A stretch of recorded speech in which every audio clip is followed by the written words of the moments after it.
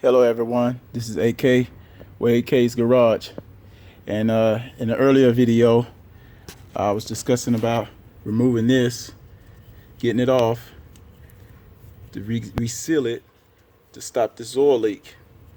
So as you see, it's all clean now. I got it off. You can see the new sealant in there.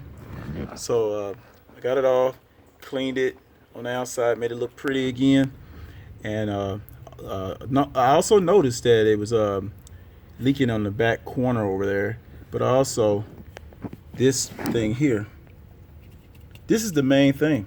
This is the main problem to the leak on these Volkswagens. So this here, this little black cap that's on the back here, it would leak, and when it leaks, it just runs all down and all around. And as you can see, I cleaned that up really well down here. Cleaned it up best I can, you know, it's a small area. Cleaned it up. Also took this off, cleaned it up all the way around it, cleaned it up, cleaned the black cap, and also this thing here should not never really go bad. It doesn't do nothing but help your brake. It goes to the brake booster. It's a pump for the booster. The internals are very simple. It should not go bad. I don't see a reason to replacing this whole thing. It just shouldn't. The only reason you should replace this whole thing is if you starved it for oil or something like that, and it scarred it real bad and it's not doing its job. But the way it's made inside, it's really simple. There's no reason to replace this whole thing. So I went out to try to find seals for this, which I thought was going to be super hard, because there was some people that were saying that you had to buy the whole unit, and it was also saying that you had to take the whole transmission out to get this out. And all you gotta do is just unscrew it, take the cap off the back, flip it down over top of this, because you have to remove this. This has to be removed. You just pull it out, flip it down over this, and then lift it right out of there. Very simple. The cleanup is really nasty and messy though. So I went out to go find these seals.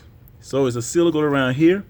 One goes on the back side over here on the thing, and this piece on the back here, it's a little round little thing that pushes in. I'll show you what it looks like. This is what squeezes in there. It squeezes into the back side. So I found a kit that has all this, that has everything in it. It goes back to what I was saying. It's you shouldn't have to replace the whole thing. So I found this Dorman, this right here, vacuum pump seal kit. That's all you need. I can't remember what the price was. Cost really the price of this thing is worth buying because it stops the oil leak. I mean, this is a huge oil leak that causes problems. So anyway, so I got the new cover on. I mean, not the new cover, but I cleaned the cover, put that on, cleaned the pump when I had it out, and then put the new seal in. I added, I don't know, some people might not want to do it this way, but I did it. I'm a huge believer in gasket makers, silicone, or whatever you want to call it. I'm a huge believer in some of this stuff. So I took that stuff and I put it just on the bottom of this thing, just the bottom of the seal, across the bottom, just enough just to coat it, you know, because obviously this thing heats up and cools off, which was in time separate itself, and that seal will become, it will shrink.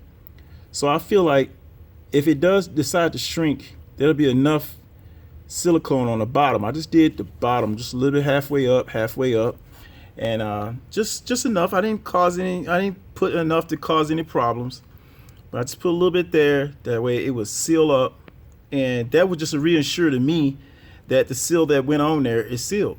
So that's all it is. So I did that. That's all sealed up. It's cleaned up. It's pretty. Now you gotta start putting it back together. So there's a rubber seal and a little plastic piece back here. I don't know if you can see it, but it's a little green color in here somewhere. There it is, that green color. See the green? So there's a little plastic clip that goes in there. It's a little plastic round piece that goes in. It has a little hook on it. It has 2 hooks. So you put the rubber seal in first on this housing, and then you snap in that little hook. It hooks on the top and the bottom. You snap that in there, then that's in. Then you go ahead and press this back. So once I did that there, then there's 2 nuts. It's a nut before the bracket for this cross pipe, and then a nut after it. Same thing over here. It's a nut for the housing, and then one for this bracket. Okay, so I did all that. I got this back in. Got the little C clamp or whatever you want to call that. Put that back in. So this one's actually tightened in. This is done right here. This pipe is done. So I'm happy about that. I have this little tool here. It's not the best. I have this tool here. Like I said, it is not the best tool. It works, but then there's some quarters here that just gonna be, tight quarters or tight area that you're not gonna be able to use this. But it does work down here on this hose here to get down here for this. Because if you're trying to use pliers or needle nose, whatever, it's just gonna keep sliding off. So it does work good on this one here, and that's what I used. I think I got this from O'Reilly's or something, but it worked really well. So because you will struggle with those on here a lot. So anyway, so I got that done. Got the pipe in, like I said. So now we're moving over into this area. So I need to vacuum this, clean all this out so I can reseal it.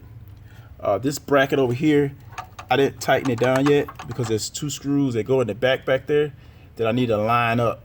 So what I'm going to do now is get this out of my way so I can get back behind there and get those 2 screws in so I can tighten 1, 2, 3 up and be done with that spot.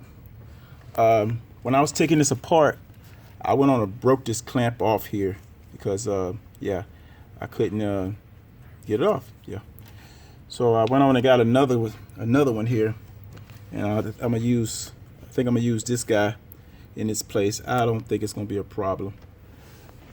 If it is, then I'll go get another one. When you're putting this on, just make sure you mark it before you take it off, which I did. And up under here, there's a big screw or a nut. There's a big nut up under here. You don't have to tighten it. You don't have to like put all your force into it.